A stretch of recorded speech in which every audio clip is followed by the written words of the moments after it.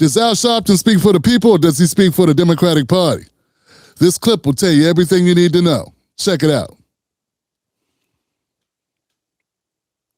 Tell us your name and briefly, what's on your mind?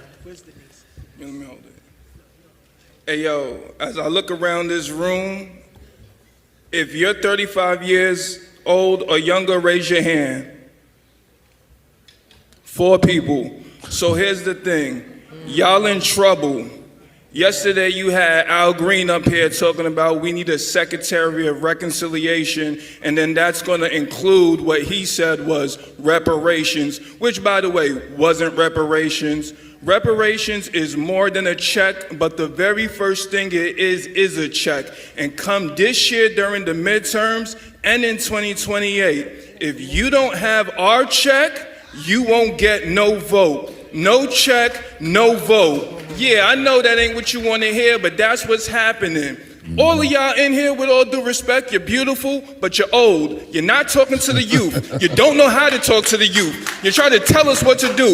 We're not having it no more. So if you want our vote, you got to come with our paper. We're not scared of Trump. We're not scared of anybody. Biden is a racist. Trump is a racist. Kamala is a racist. And if you don't have our money, you don't get our vote. Yeah, not.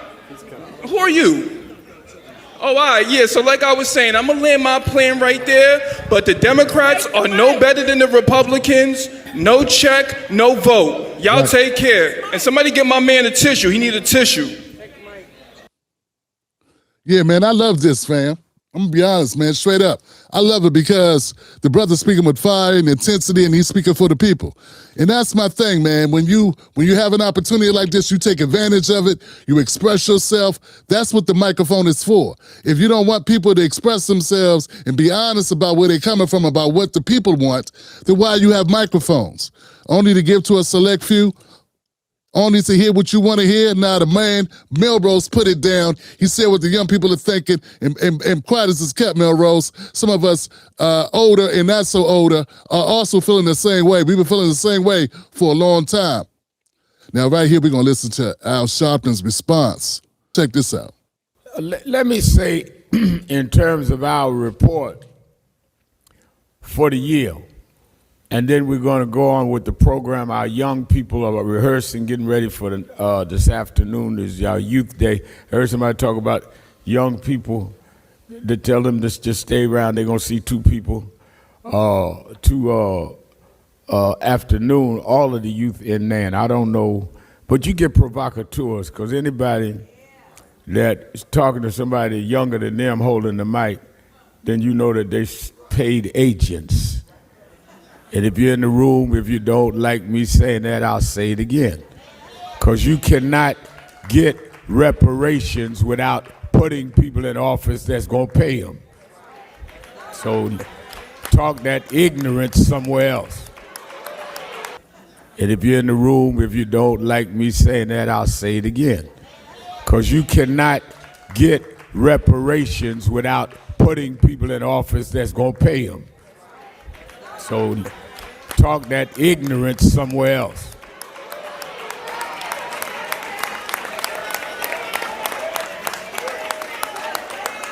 You know, people talking about we have been for all of our existence fighting for reparations, made every candidate pledge to it.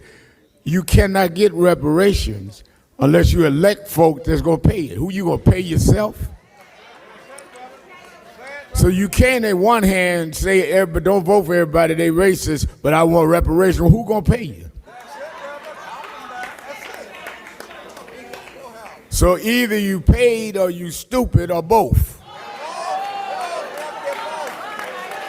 Yeah, see how they do? See how it is? They never talk this way to white folks, and white folks make demands. When white folks tell Al to jump, Al gets to jumping. Don't he though? When them white liberals tell him to jump, he's like, ha ha. I'm up high enough, boss? But when black people tell him something, he got something to say. He got to come back. He gonna call him stupid or ignorant or dumb. Sounds just like Roland. But here's the thing. Al, so let me get this right. You say National Action Network has always advocated for reparations. Why is it that it's never been brought up for a vote on the floor? Why has it never been brought up on the vote for a vote on the floor since you've been advocating for it? So basically what you're saying is you are ineffective and you've been unhelpful in the one thing that black people have unanimously supported. You've been unable with all your time. Because that bill been around since 88. In all that time, you haven't been able to get your party to bring a vote on that bill? I think we need to replace you, Al. I think your days is over, Al.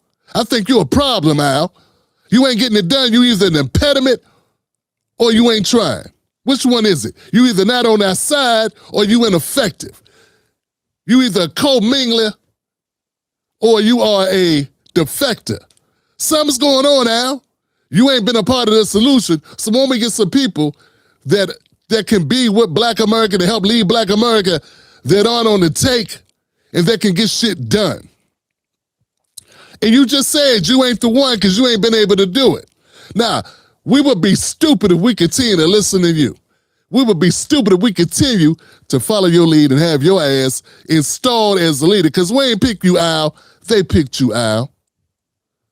So we got some older black folks that think because you on MSNBC and because you've been picked by the DNC and because Kamala wanted to sit down and give you $500,000, then somehow that makes you a leader. You ain't no leader, Al.